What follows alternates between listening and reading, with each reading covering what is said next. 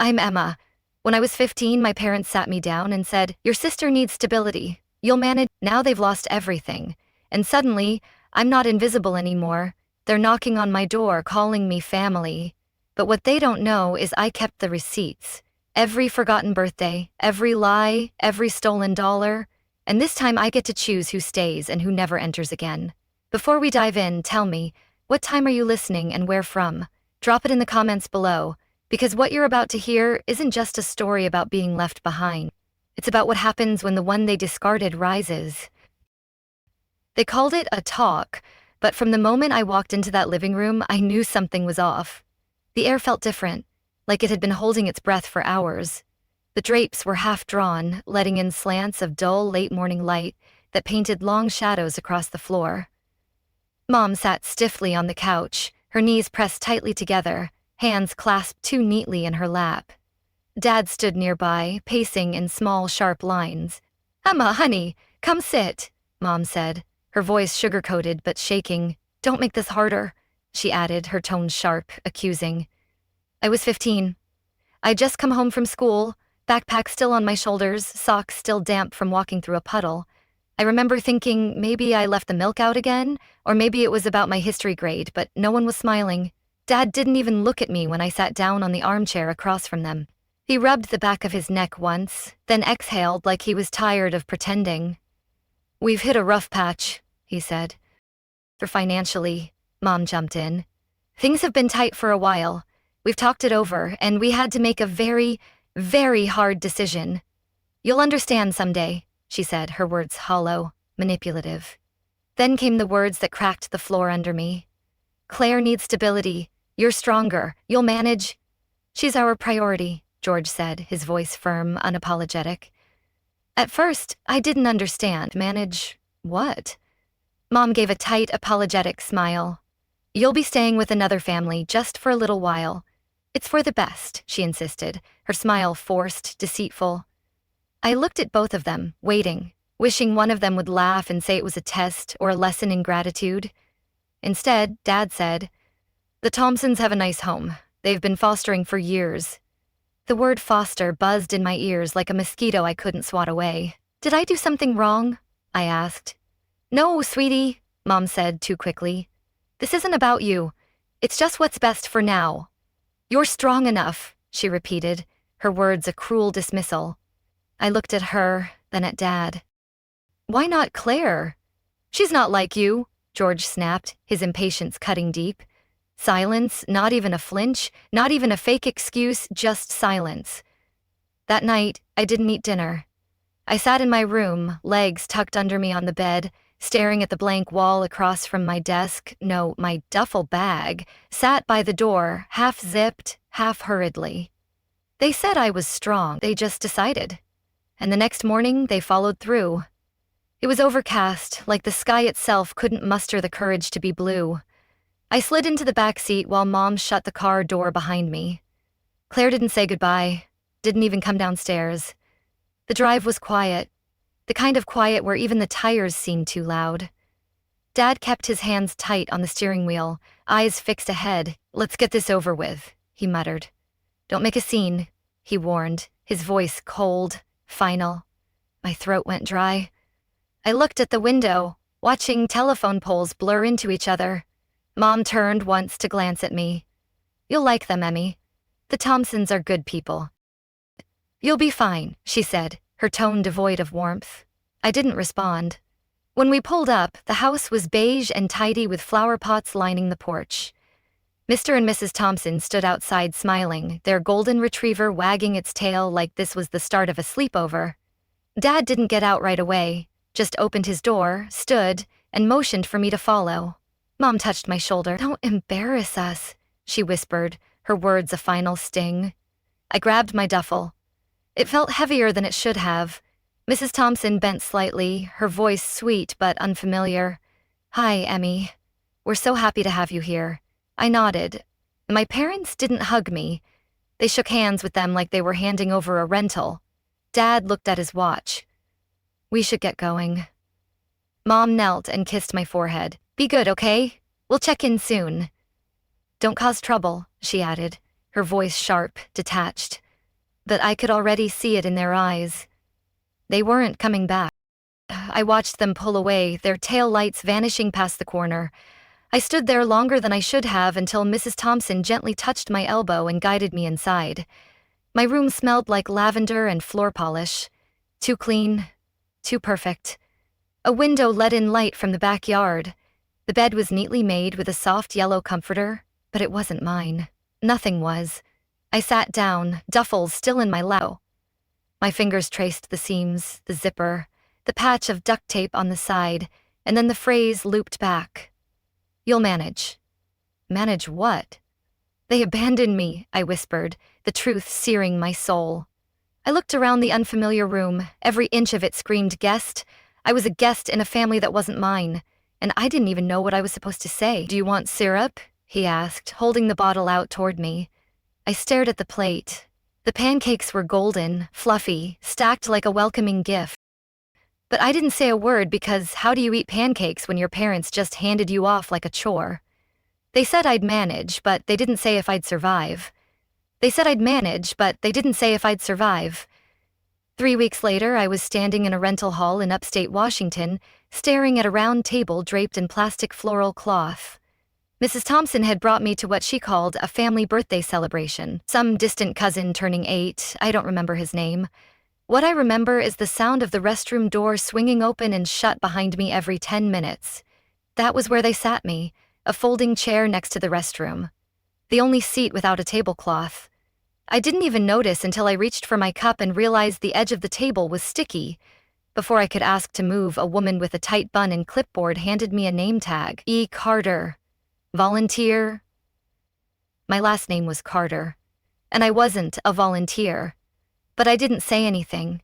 I just peeled off the backing and stuck it to my cardigan. Across the room, I saw the real family table, full of aunts and uncles and cousins laughing over chicken wings and lemonade. Someone had brought balloons. There was even a tiered cake with cartoon animals on top. No one looked my way. The Thompsons were off chatting with someone near the punch bowl. I stood still, arms tucked close, like maybe if I didn't move, I'd blend into the beige wall behind me. Someone passed by and smiled politely. Another walked past like I wasn't there at all. So I sat down alone, with the faint smell of bleach and soap from the bathroom drifting over every time the door swung open. My plate stayed empty. No one asked if I wanted anything, but I watched and I waited, because I knew she was coming. Claire. I could already hear her voice in my head, light, polished, the kind of tone she reserved for guests or teachers.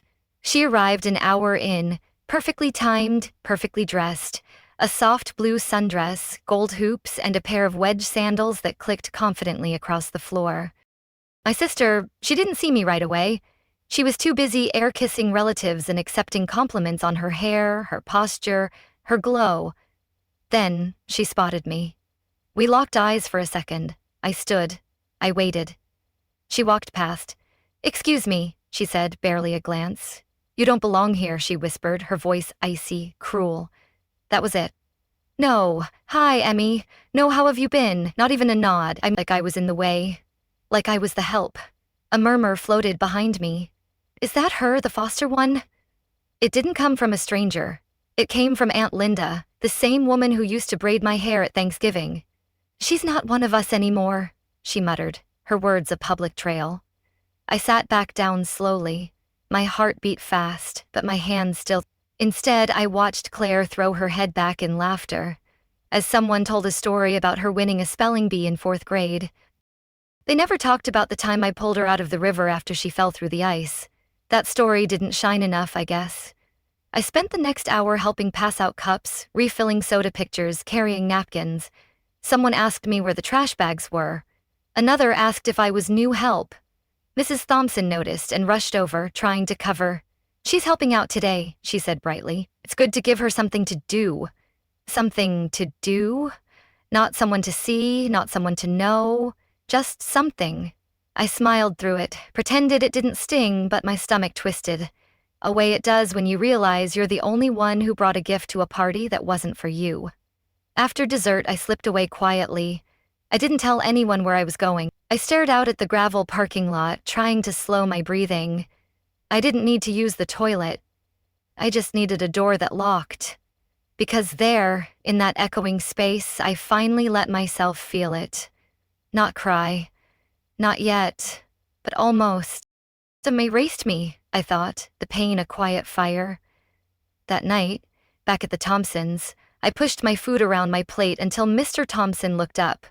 "Something happened today?" he asked gently. I set my fork down. "They pretended I wasn't their daughter." Mrs. Thompson paused mid-sip. Mr. Thompson didn't blink. "Some people," he said slowly, "only value what shines in public, and sometimes that's not—" I nodded, but I didn't speak. I didn't cry either. I just lay in bed that night staring at the ceiling. And I thought if being invisible kept them comfortable, then I'd stay silent. But not because I was weak. Because silence can be sharp. And one day I'd learn to aim. If I was going to be invisible, I figured I might as well learn how to listen in the dark.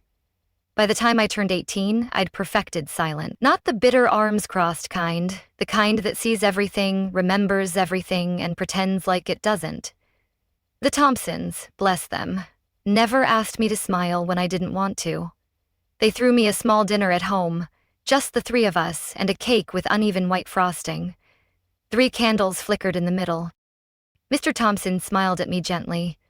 "Not 18, just 3 sixes, 6 dreams, 6 reasons to smile, 6 people who love you." I didn't say it out loud, but I knew that last part wasn't true. 6 was generous. Later that night, after the dishes were done and Mrs. Thompson went to bed early with a migraine, I curled up on the couch with her old laptop. The out project was an excuse.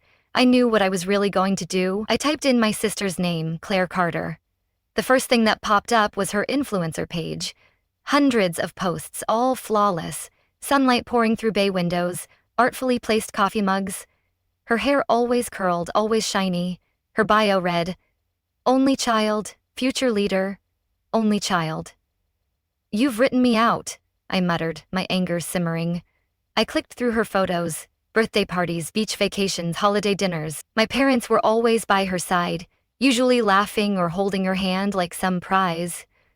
And then I saw it. A Christmas photo at my grandparents' house. I remembered that day. I was there, right next to her. We'd both been wearing ugly sweaters, but in this version of the photo, I was cropped out cleanly, like I never stood there. Another image, a summer barbecue. I'd carried those chairs out to the lawn, handed out lemonade. I wasn't in a single frame. One post stopped me cold. Grateful for my parents who've always supported me. The word always echoed louder than anything else. "Always? You erased me," I whispered, the betrayal cutting deep. I stared at the screen, not angry, just hollow. It wasn't the lies that cut deepest. It was the ease with which they'd rewritten the past, made a new one where I was never part of the story. 3 days later, a white envelope showed up in the mailbox with my name scribbled in familiar handwriting. Claire. I waited until after dinner to open it, sitting at the edge of my bed, with my lamp on and my heart somehow both heavy and numb. Inside was a birthday card. Plain. No glitter, no image, just embossed gold letters that said, "Wishing you well." There was no message inside, just a $10 0-cent Starbucks gift card. No happy birthday, no love Claire, no note at all, $10 0 cents. I flipped the card over, checked inside the envelope again. Nothing else. No second slip, no handwriting hiding in the corner. I held it in my lap for a long time. Then I got up, walked quietly to the kitchen, grabbed a pair of scissors, and sliced the card clean in half, top to bottom. I kept the gift card. I wasn't going to be petty, but I wasn't going to forget.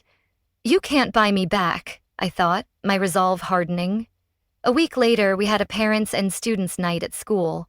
I wasn't expecting anything unusual, but when I walked past the lockers, a girl from my history class caught up with me. "Hey, Emma," she said, pulling at her ponytail. So, weird question, but did you really run away when you were little?" I blinked. "What?" She shifted awkwardly. "She posted something about how you left the family, like chose to." I froze.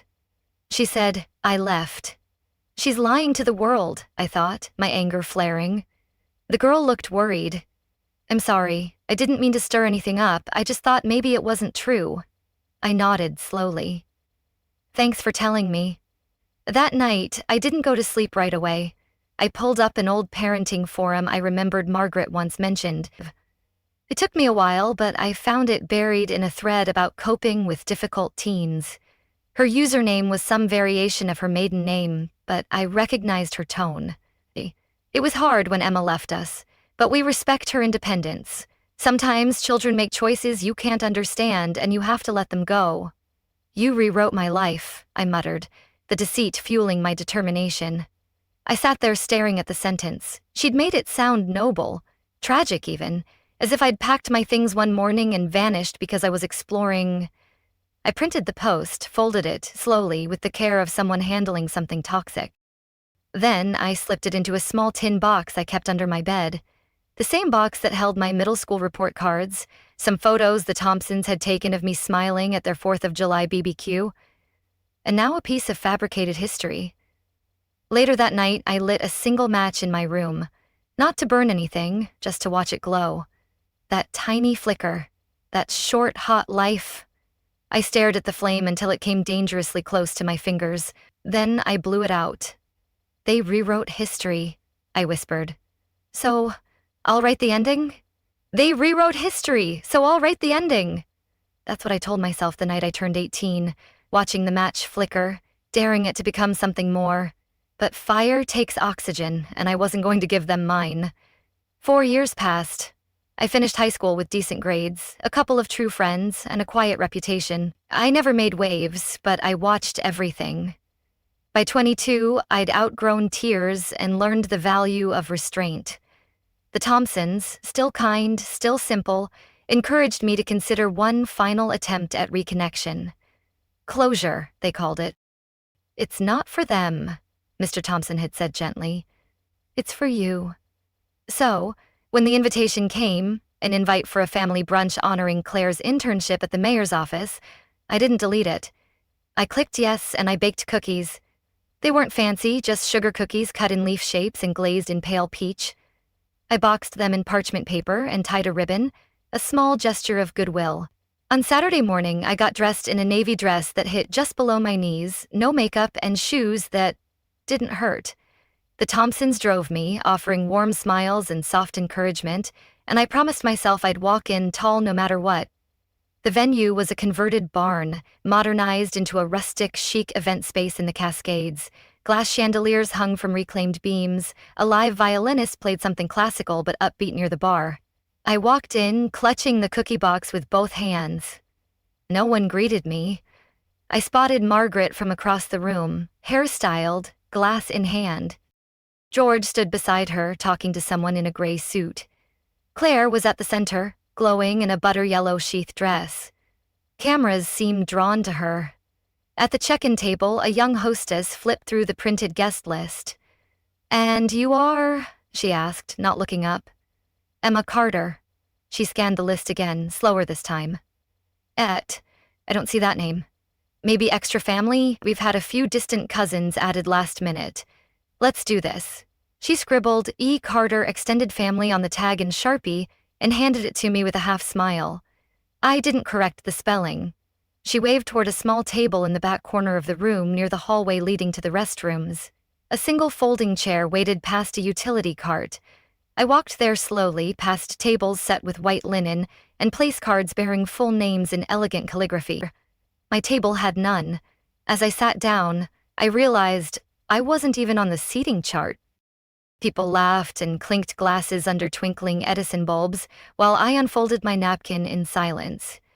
No one came over. No one asked if I was doing well.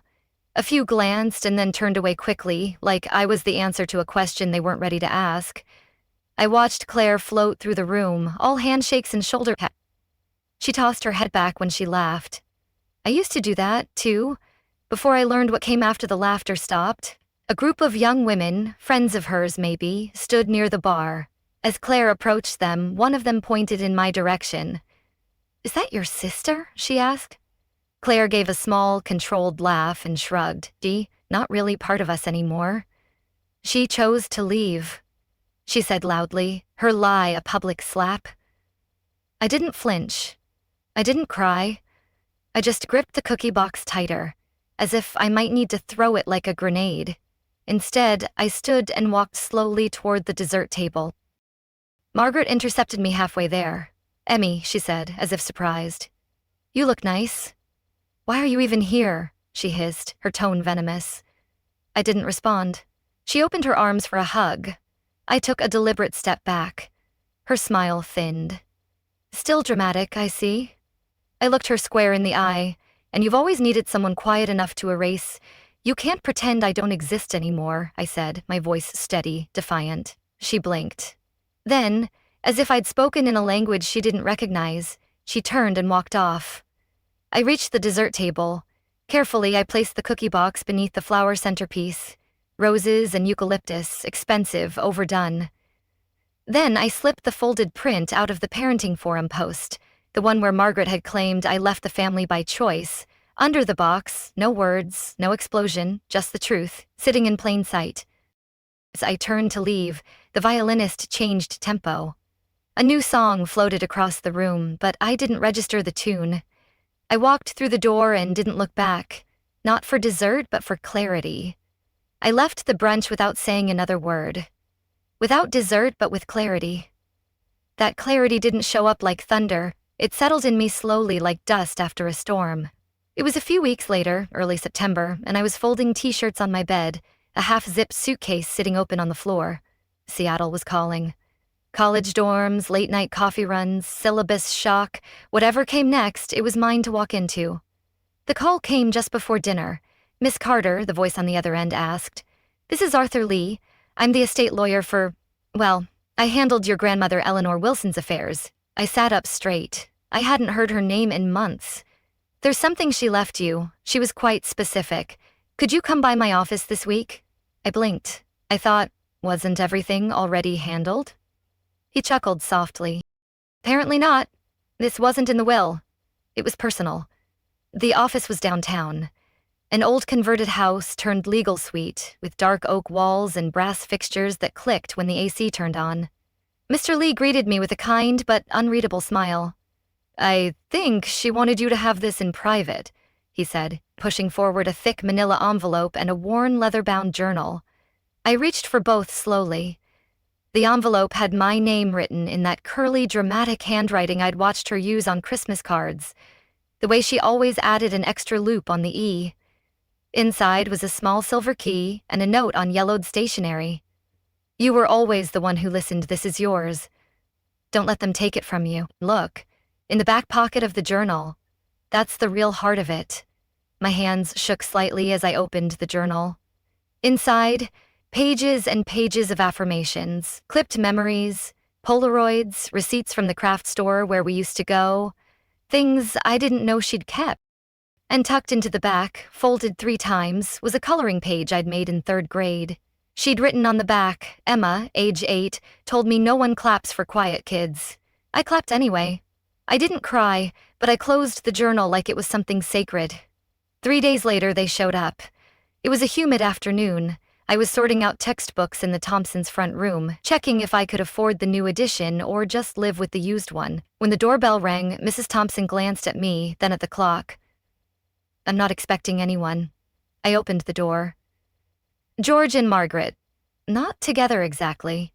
They stood like co-workers who'd been paired for a project they both hated. George's shirt was wrinkled. Margaret wore oversized sunglasses and that tight-lipped sun lips used when playing kind hostess.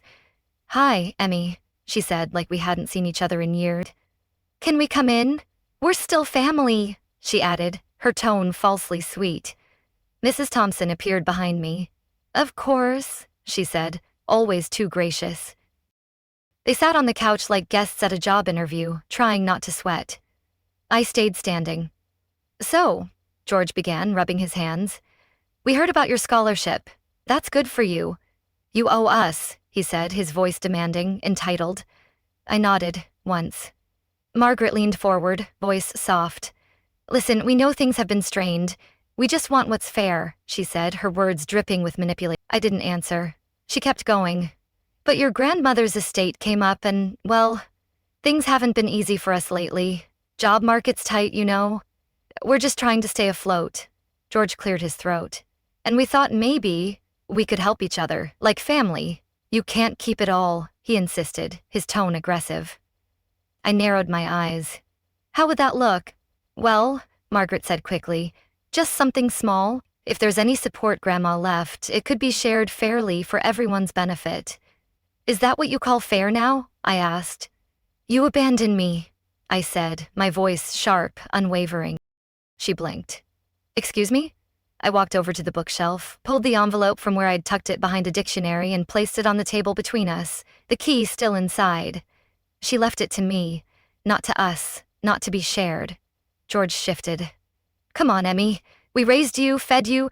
You threw me away, I retorted, my anger breaking free. No, I said calmly. You handed me off. Margaret stood, voice rising. This is ridiculous. It's just a gesture, a token, and you're being clear, I said. I'm being clear. You don't get to rewrite this, I said, my resolve unshaken. They looked at each other.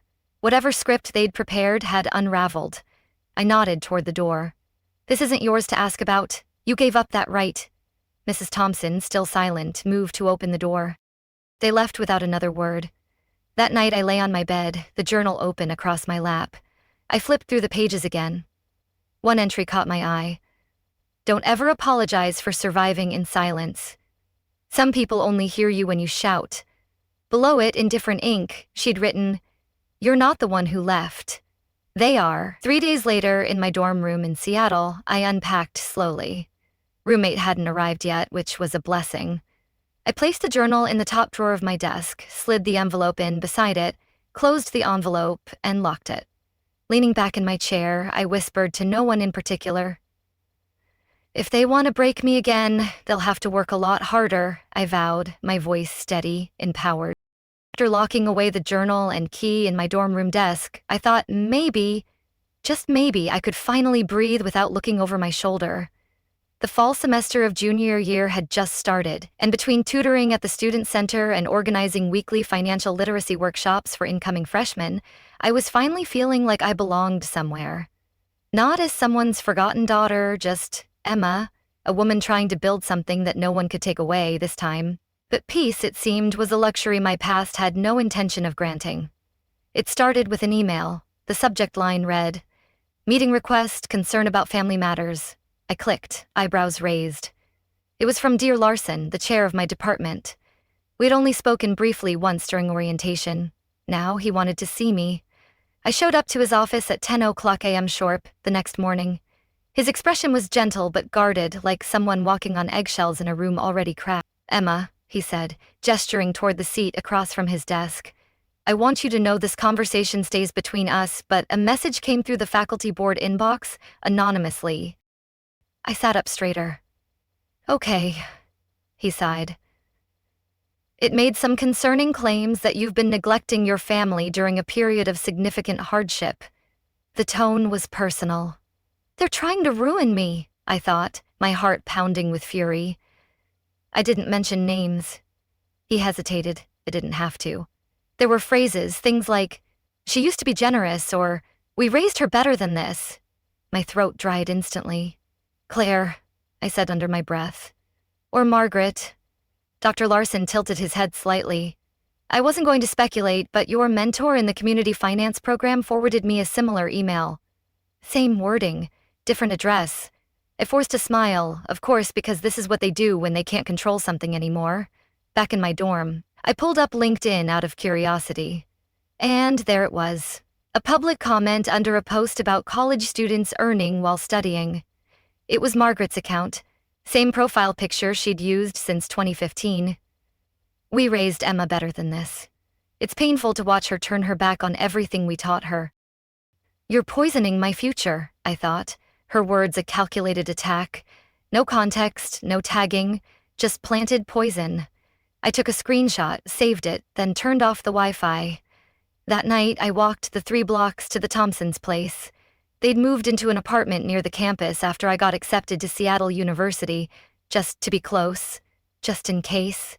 I hadn't told them about the emails, but they read me like only real family can. Mrs. Thompson opened the door and took one look at me. They did something again, didn't they? I nodded. They're trying to ruin everything I've built. Mr. Thompson, sitting on the couch with a crossword, looked up and said simply, "That means they know you've built something worth ruining." "They're scared of your strength," he added, his voice warm, affirming. It hit like a brick through glass. I didn't cry. I wasn't going to give them even that. Instead, I pulled out my laptop and said, "I think I need help writing a cease and desist." Mrs. Thompson grabbed her glasses. "Let's do it properly then." We spent 2 hours drafting. I used words like harassment, libel, and emotional interference. She suggested adding phrases like intention to cause reputational damage. Mr. Thompson contributed with his old typewriter satisfying clacks. He said it helped him think better. By midnight, we had a letter, sharp, calm, legally sound. I wasn't sure if I'd send it, but just having it made me feel like I was no longer playing defense. 3 weeks passed, midterms were approaching. Things quieted until the envelope came. No return address, just my name typed in block letters. Inside was a legal-looking document from some law firm I'd never heard of. "To Miss Emma Carter, we write on behalf of our clients, Mr. George Carter and Mrs. Marguerite Carter, in regard to your apparent abandonment of family responsibilities and financial neglect as the next of kin. Your recent actions, or lack thereof, have caused emotional and potential economic distress to our clients." "You're desperate," I thought. "Their threats a pathetic ploy." I stopped reading after that. I sent a photo of the letter to Priya, my friend from the law clinic on campus. Her reply came in seconds. "This is trash. It's written to scare you, not to stand up in court." But her next text read, "Still, that kind of thing can ruin your peace." And she was right, because suddenly I was reading every email twice, wondering if anyone else had gotten something, wondering what other lies were circulating in whispers behind closed doors. The letter wasn't dangerous, but it was corrosive.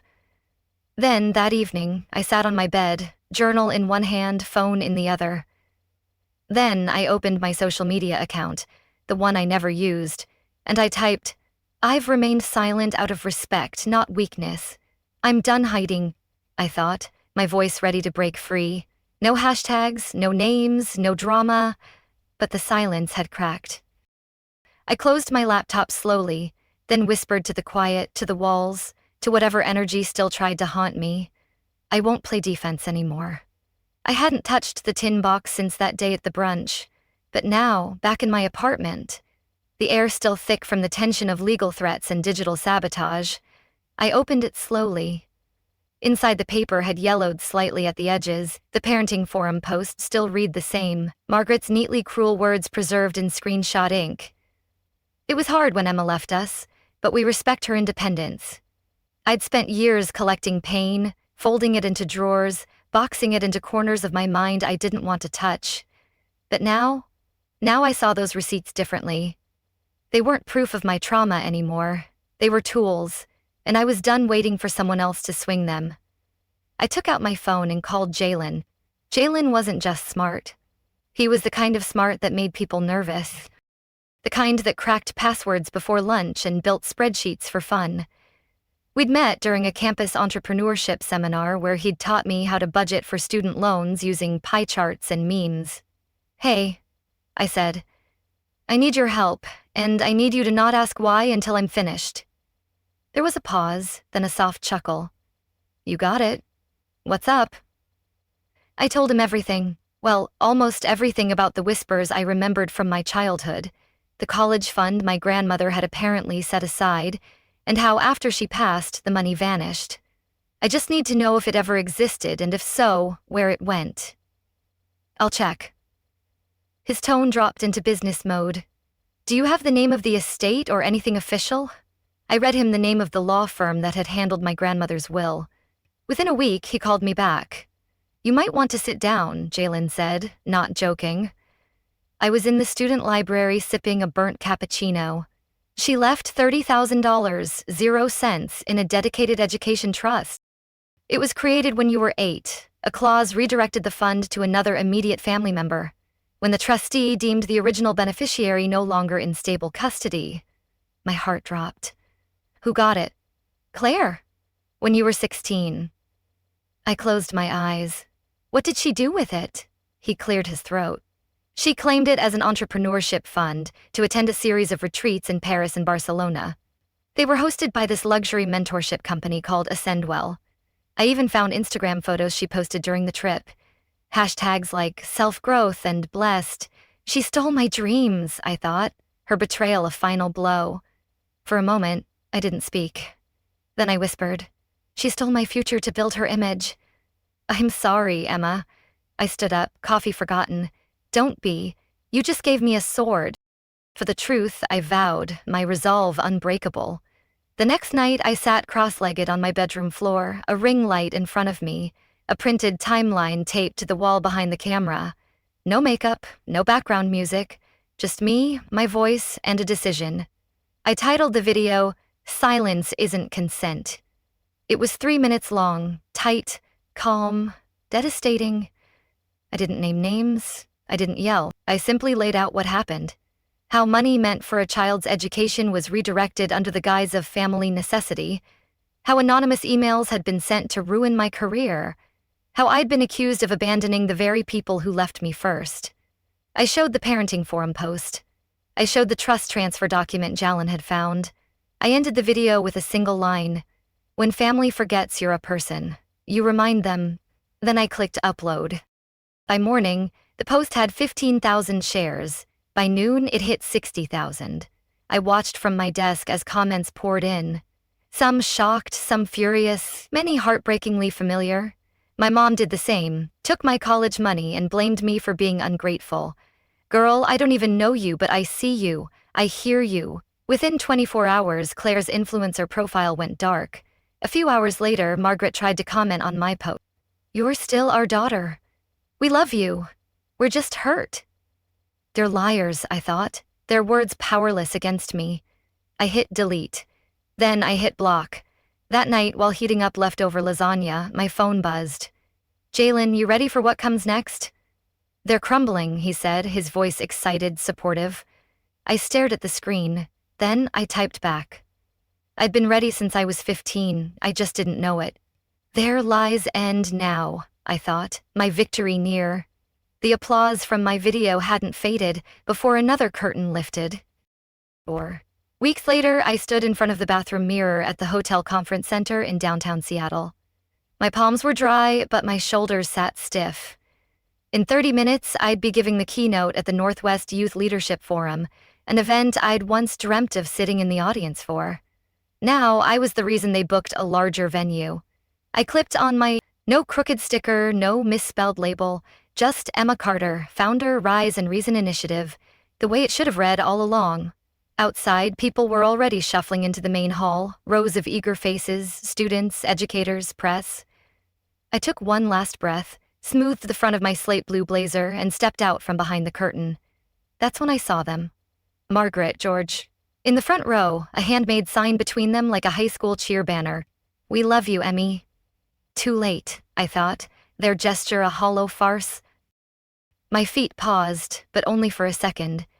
The moderator's voice echoed across the auditorium. "Please welcome our keynote speaker, Emma Carter." I walked forward. I don't remember the first sentence. I do remember my hands gripping the sides of the podium and the way the lights blurred just enough to hide their faces. I told them what it meant to be underestimated, to be erased, to rebuild. I didn't name names. I didn't need to, I said. I grew up being told I'd manage, not that I'd be believed, not that I'd be helped, just that I'd survive. But surviving isn't the same as living. I paused, let the silence breathe. I was told family is who you're born to. I've learned family is who shows up for the hard parts, not just the photos. The room was still. Every word hit the carpet like weight. I ended with, "Family is not who leads you, it's who walks back and earns the right to stay." I stepped away as the applause rose. Some slow, some teary, some stunned. But not for them, for me. Later, during the reception, I found myself near the donor slideshow. They'd put together a looping reel of photos from my nonprofit's earliest days, before we had funding, before we had desks, just kids and backpacks and donated snacks. And there it was, a picture from the very first event. Me, 18, setting up folding chairs in a middle school gym. Taped to my sweatshirt was the name tag from that awful cousin's birthday party. The one that once read, E. Carter, volunteer. Someone had scribbled over it in Sharpie, founder. I stared at it. That label used to burn. Now it warmed. I felt them before I saw them. Margaret's perfume, something powdery and expensive, wafted first, then George's nervous throat clearing. "Sweetheart," Margaret said. Her voice was soft. Too soft, like she was playing a role. "We're so proud of you." "We're still your parents," she pleaded, her tone desperate, insincere. I turned slowly. George chimed in.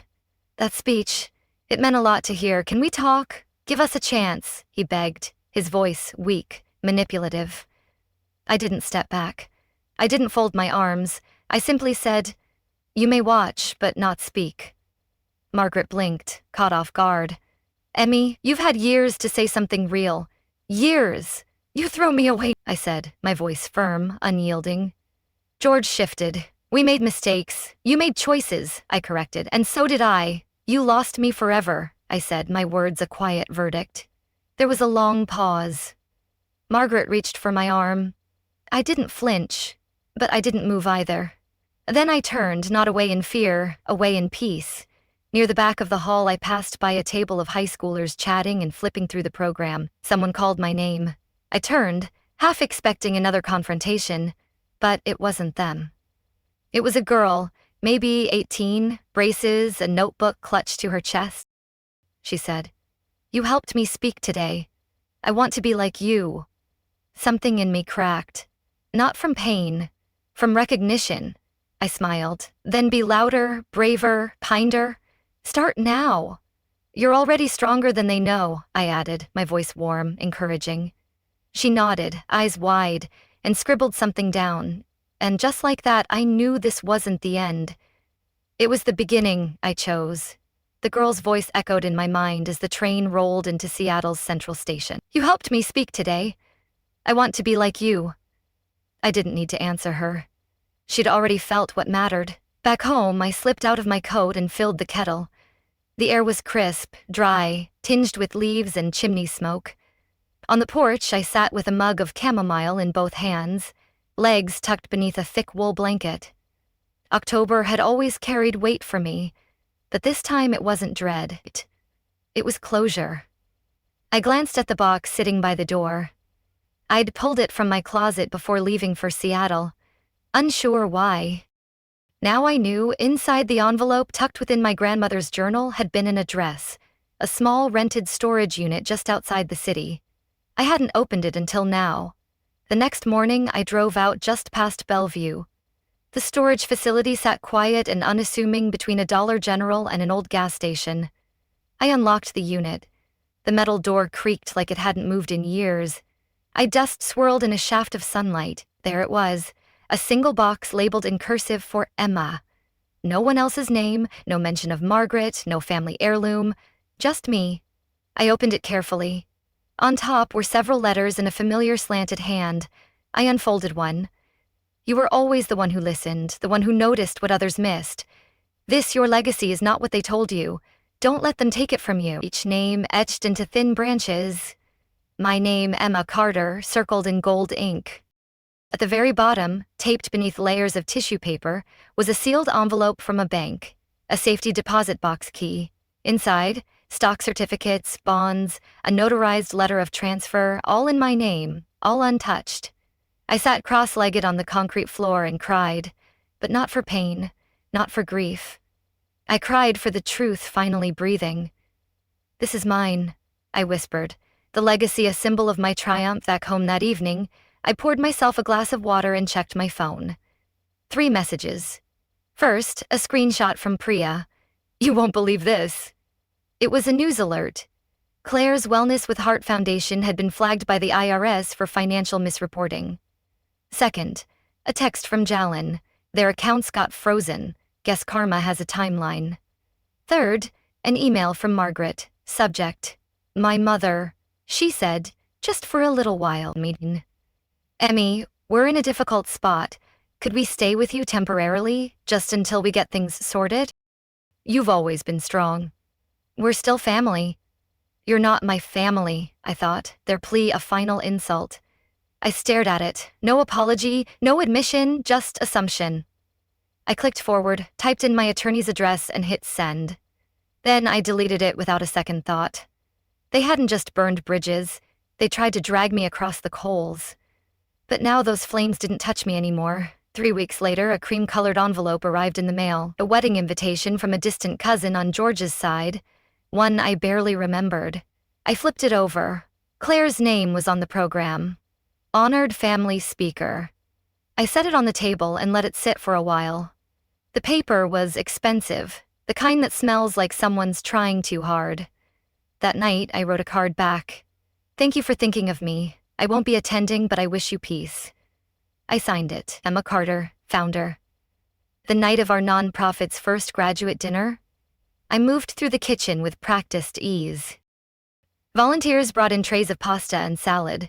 Strings of warm fairy lights blinked gently above the backyard patio. At each place setting, we'd left a name tag, handwritten, spelled perfectly. One of the students, a tall, quiet girl named Lex, picked hers up. Why do we wear these?